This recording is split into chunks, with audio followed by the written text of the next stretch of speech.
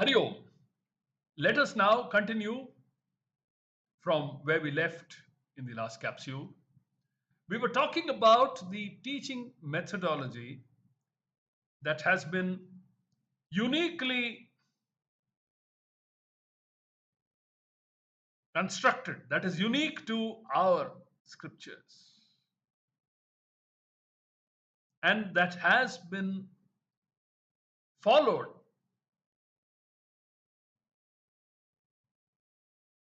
throughout our parampara.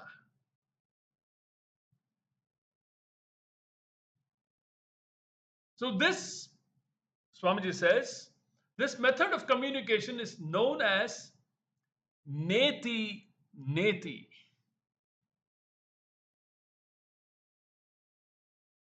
Not this approach. This is known as the neti neti approach. Or I think in Greek or Latin it is called via negativa. Via negativa. In our scriptures it is called neti neti. Not this approach. A very important and significant approach. By introducing a concept and then negating it. By introducing a concept and then negating it.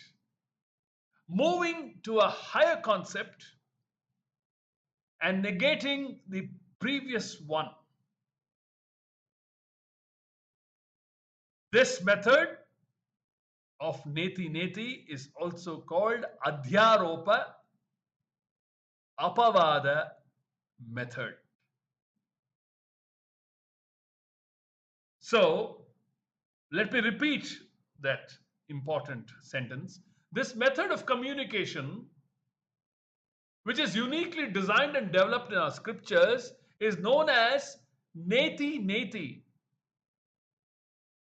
Swamiji says jocularly, doesn't mean yesterday. No. Neti neti means not this approach. By introducing this approach is used, the method of approach is to introduce a concept and then negate it. Moving to a higher concept and negating the previous one, called the adhyaropa apavada nyaya or adhyaropa apavada method. The aim of this method is to eliminate all that can be negated. All that can be negated.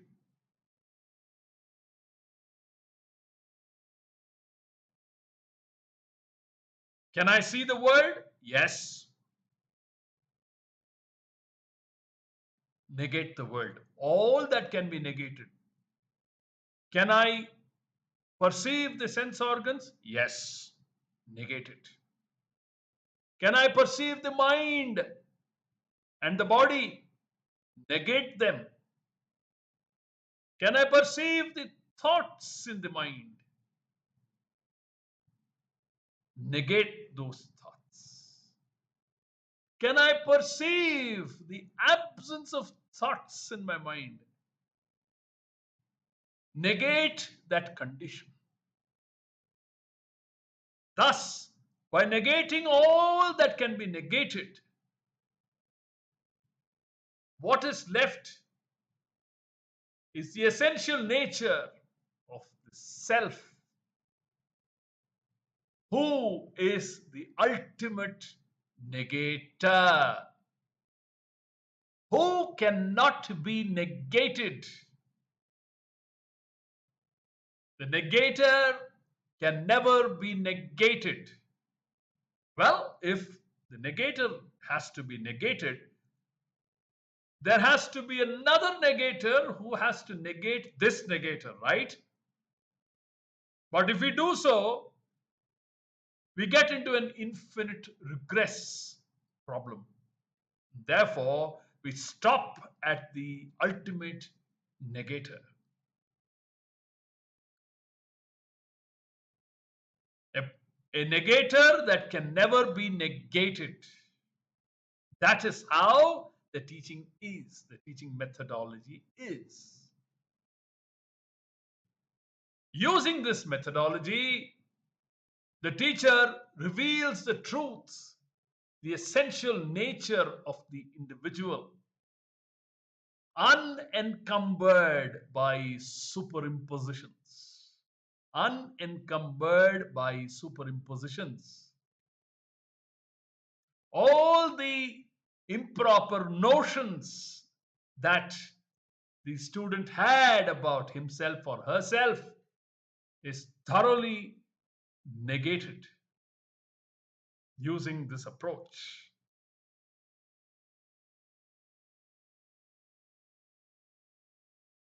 The Adhyaropa Apavada method involves introducing and negating concepts to ultimately reveal the unnegatable, unobjectifiable consciousness principle, the essential self. The essential self, our essential self. That's the critical point. It is not some self residing somewhere. You necessarily have to fall back on your own lap. It is a way of falling back on your own lap. Claiming yourself to be that immaculate, infinite self as taught by the Guru and Shastras. The Adhyaropa Apavada Nyaya or method involves introducing and negating concepts to ultimately reveal the unnegatable, unobjectifiable consciousness, the essential self.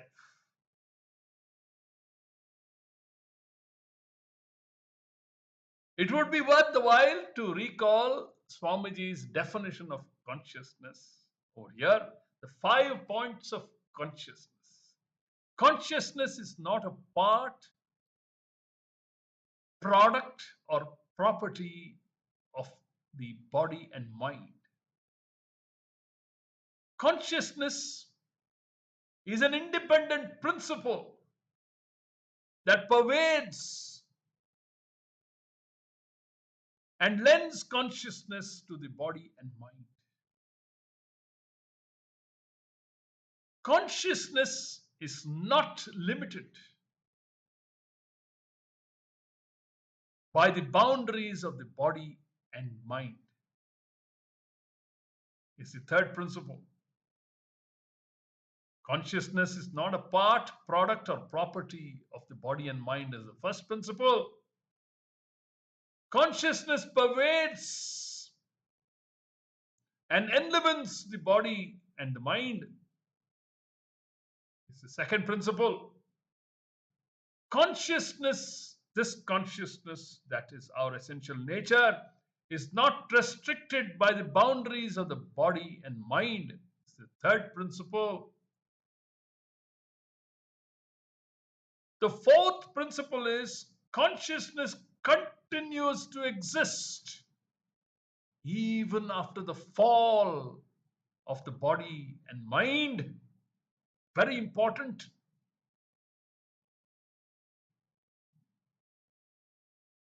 The third principle, in which we said consciousness is not restricted by the boundaries of the body and mind, talks about the all pervasiveness of consciousness. It's revealed by the Shastras.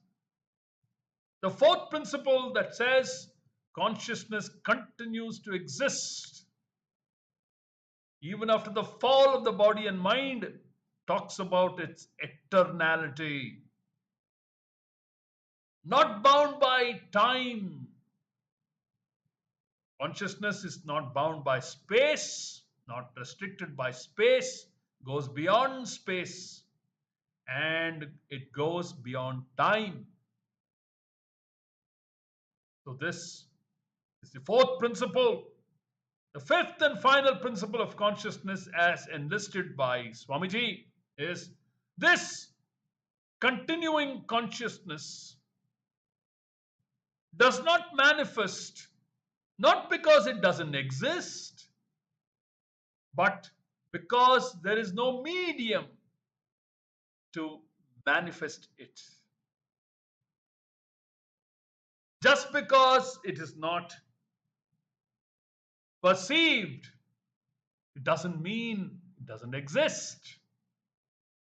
When there is a manifesting medium, a suitable manifesting medium, this unmanifest consciousness comes as it were into manifestation. So these are the five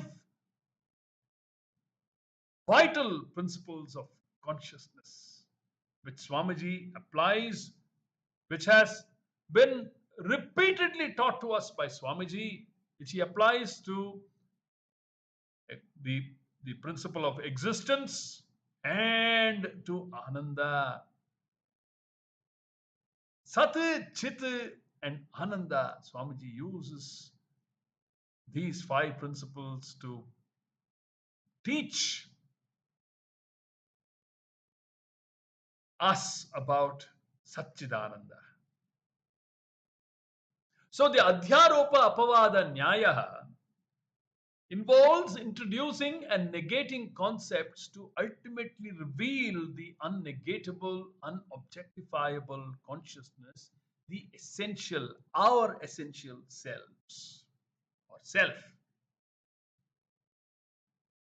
A teacher skilled in this method helps the student transcend expectations of moksha as a future event. Again, an important line. A teacher skilled in this method helps the student transcend expectations of moksha as a future event.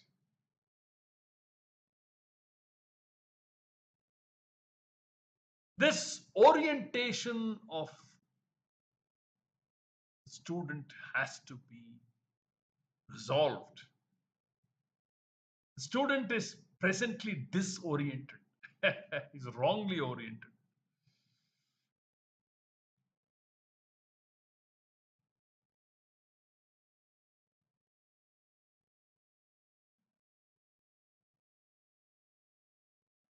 This neti principle is beautifully brought out in the first dhyana shloka of Sri Dakshinamurti Stotram, which all of us or many of us must have heard. Mauna Vyakhya Prakatita Para Brahmatattvam Yuvanam. Mauna Vyakhyena Brahmatattvam Prakatitam. Prakatitaha.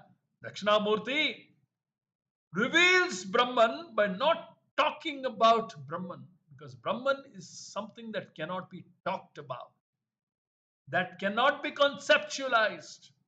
There's only one way in which Brahman can be known, and that is by claiming Brahman as one's own higher self. Period. That's why in Tamil, Lord Dakshinamurti is explained as Sollamal Solli. That is, without talking about Brahman, he still teaches his students using this method of Adhyaropa Apavada Nyaya. Negating everything else until you fall on the unnegatable, unobjectifiable consciousness.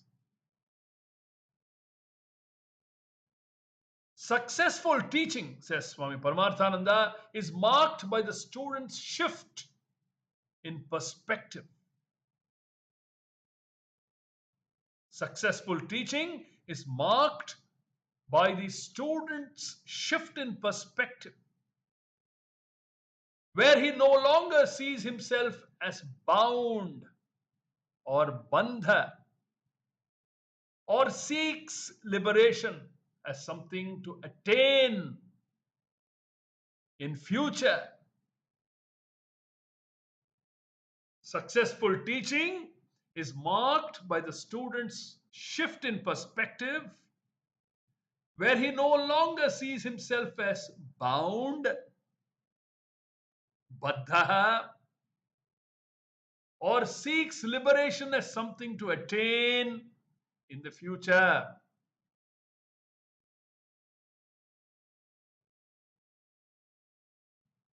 This is Swamiji's one of Swamiji's favorite topics, in which he blunts the student's existing perspective and helps him turn around to look at himself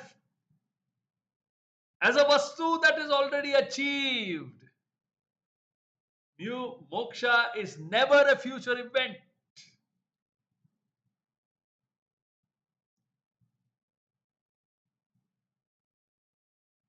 Instead, the student recognizes his true nature, saying, I am not a samsari. I am not a samsari.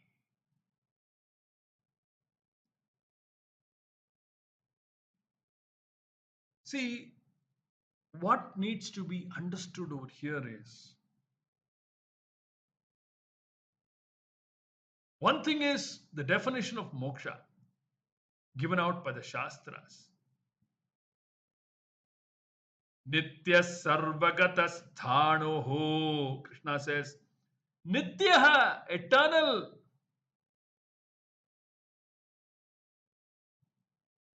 And what is eternal has to be available here and now, isn't it? It is, if it is eternal, there's no question of achieving it later. Then that contradicts the definition of Atma or consciousness given out in the Shastras, right? If moksha or nityatvam is a future event, then first of all, it is not nitya. Secondly, and more importantly, is anything achieved in future, anything that has a date of birth, has a dash dash, has a date of death. Jatasya hi dhruva mrityuhu. So if moksha is born at a particular time, then moksha will be lost in time. Again, contradicting Nityatvam as defined in the Gita and in the Upanishads. So, moksha being eternal is available here and now. It is not a sadhya vastu, it is a siddha vastu. It is already you. You are that which you have been seeking until now. What a relief! You are all that you have been seeking hitherto. Peace, security, happiness. You are already that. You are PSH. You are an embodiment of PSH. That's your blessed nature. This is what the Guru is trying to teach students. Once this has been grasped by the student, Swamiji says in Malayalam, Kada Kalinju.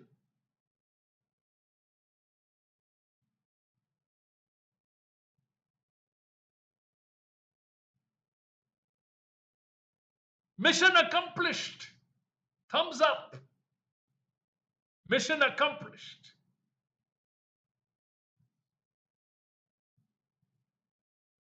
So, successful teaching is marked by the student's shift in perspective, where he no longer sees himself as bound, baddha, or seeks liberation as something to attain in future.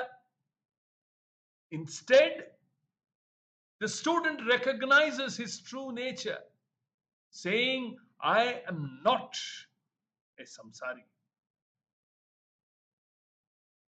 I am not a samsari. He can shout, Aham vrikshasya reriva, kirtif prishtam gireriva, urdhva pavitro vajiniva swamrutamasmi, dravinagum savarchasam, sumedha amrutokshita, iti trishankor vedanu Trishanku Maharshi says this, he shouts and screams with joy, saying, I am not a samsari. I am that immaculate Brahman.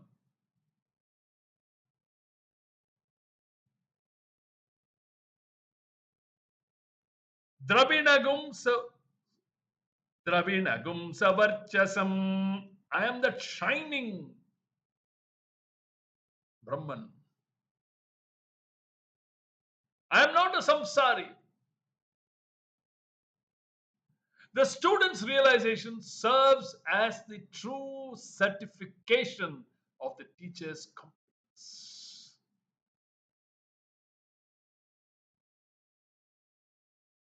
A Brahmanistha is one who has discovered Brahman as his intrinsic nature, but may not necessarily be able to communicate this understanding effectively to others. Again, an important point to be noted. A Brahmanistha is one who has discovered Brahman as his intrinsic nature, but may not necessarily be able to communicate it systematically, communicate this understanding systematically and effectively to others. He is a Kevala Brahmanistha. Kevala not in a demeaning sense, but he is in the sense of only a Brahmanistha. A Shrotriya Brahmanistha, on the other hand, combines deep understanding of the scriptures, Shrotriya, with claiming Brahmanistha, making him a qualified teacher, Deshikaha. That is why all this explanation. Santam Mahantam Samupetya Deshikam, says Shankaracharya, isn't it, in the third line? A Shrotriya Brahmanistha, on the other hand, combines deep understanding of the scriptures, Shrotriya, with claiming Brahmanistha, making him qualified to be a teacher, a Deshika.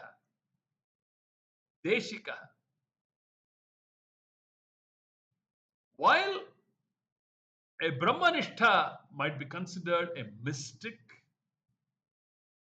a Shrotriya Brahmanistha has the additional ability to guide others,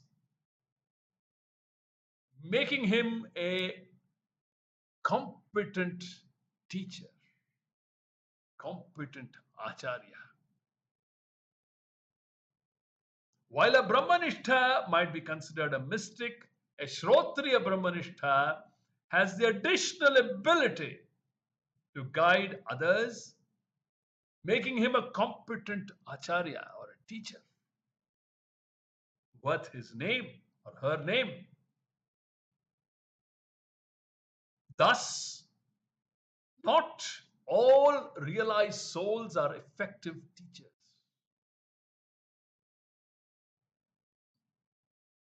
But a qualified teacher must have both realization and the ability to communicate it without objectifying. Very important. So, now you tell me, how do I find this Guru? It may seem as if Shankaracharya is enjoining this qualified student. Of course, out of great concern for the student, Shankaracharya says, don't miss this opportunity because you are qualified enough. Now, start the search. Approach a Guru. How? The student is an Ajnani. If he knew who a Shrotriya Brahmanistha Guru was, then he doesn't require a Guru, because then he himself is a Shrotriya Brahmanistha Guru. Or he himself is Shrotriya Brahmanistha, because only a Shrotriya Brahmanistha can recognize another Shrotriya Brahmanistha, right? So, we come back to the point expressed by Shankaracharya in the third verse. What was that? Durlabham trayamevaitat devanugraha hetukam manushyatvam mumukshutvam. And then manushyatvam is rare. Mumukshutvam is even rarer, And then Shankaracharya says, Mahapurusha Samshrayaha. Coming under the shelter, coming under the tutelage of a Mahapurusha, a Guru. And what is this achieved through? Devanugraha hetukam. Or, like he said in the second verse, Muktirno shatakoti janma sukrutaihi punyair vina labhyate. Shankaracharya equates punyam, adrishtam with devanugraham.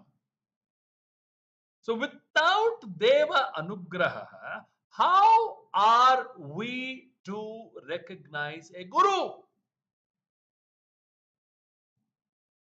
The Lord has a Guru agency, like Swami Paramarthananda would say. Right? But how? How are we to know who the right Guru is? Again, there are so many different methods that are drawn out from the same Prasthanatraya. You have Dvaitam, you have Visishtadvaitam, you have Advaitam, and within Advaitam there are so many different kinds of Advaitis. How do I know who my Guru is to be? For that, you need considerable amount of Ishvara Kripa. And the only way to earn this Ishvara Kripa is by following the Dharma that was given out by Ishvara through the Vedas, that is found in the Veda Purva Bhaga. We need to have deposited enough punyam in our Dharma bank.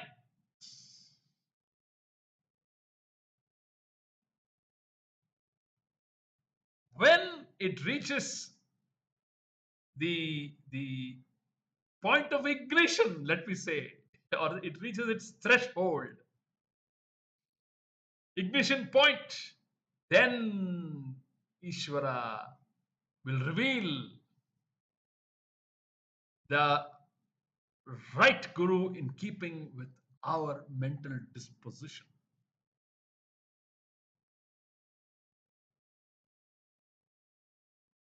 Whether it ought to be a Dvaita Guru, a Visishtadvaita Guru, or an Advaita Guru, is for Ishvara to decide based on our level of preparedness. It is again a journey, right? There is nothing superior or inferior here. Ishvara knows what to serve us when. We leave that to Ishvara. Let's do what we need to do. Karmani eva adhikaraste ma phaleshu kadachana. Krishna says, do your bit. I will do my bit. I will take care. Ananyas mam ye janah paryupasate tesham nityabhiyuktanam yogakshemam vahamyaham. This yoga, bringing you to your Guru, to the right Guru, at the right time, at the right place, is my job. I will do it. You do your bit of following my decrees of Karma Yoga and Upasana Yoga, Jnana Yoga. I will bless you at the right time. That's Lord Krishna. So, achieving a Deshikam, coming to his doorstep, requires enormous grace. All of us are blessed. We have done a great amount of punyam to come under the shelter of Swami Paramarthananda and the entire Guru Parampara. We must internalize this more and more to understand where we stand, what our achievement is. We must know the value of our own achievement, right? Then we can also sing, Yenna Punyam Seideno Sadgurunatha Un Arul Perave. To achieve your blessings, to achieve your kripa, what punyam have I done, O Guru? Dhanyoham.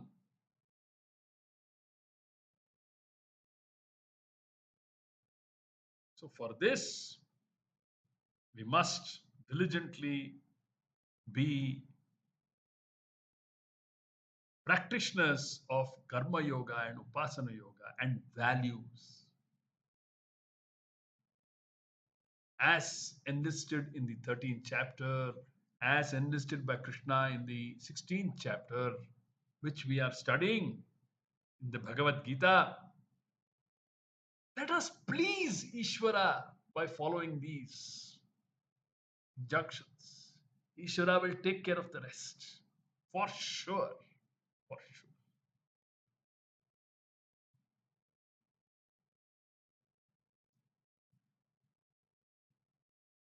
I'm sorry, I got a little carried away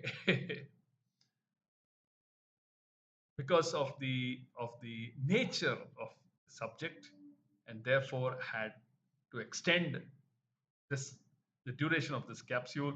We will pick up the thread of this beautiful discussion in the upcoming capsules and take our study forward. Until then, Hari Om. Om Durjana Sajjano Bhuyad Sajjana Shanti Mapnuyad Shanto Muccheta Bandhebhyah Muktaschanyan Vimochayet Sarve Bhavantu Sukhinah Sarve Santu Niramayah Sarve Bhadrani Pashyantu Ma Kaschit Dukkha Bhag Bhavet Om Purnamadah Purnamidam Purnat Purnamudachyate पूर्णस्य पूर्णमादाय पूर्णमेवावशिष्यते ॐ शान्तिः शान्तिः शान्तिः हरिः ॐ श्रीगुरुभ्यो नमः हरिः ॐ